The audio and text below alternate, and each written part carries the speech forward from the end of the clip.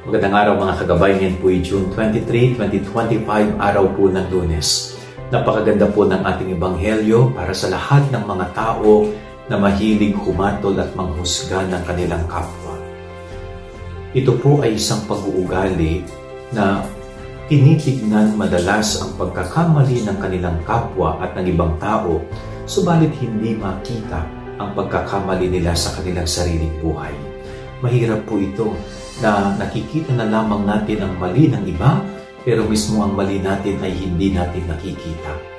Kaya ang ginagawa po ay hahatulan palagi, nahatulan ang kanyang kapwa, hinuhusgahan ang kanyang kapatid. Pero hindi po tama ito, sabi ng Panginoon, sapagkat darating ang time na kung ano ang hinatol mo sa iyong kapwa-tao, ay siya rin gagamitin panghatol sa iyo. Kung papaano mo hinusgahan ang iyong kapatid, ay siya rin panghuhusgang gagawin sa iyo. Anong ibig sabihin nito? Kung anong ginagawa mo sa iyong kapwa, babalik at babalik sa iyo.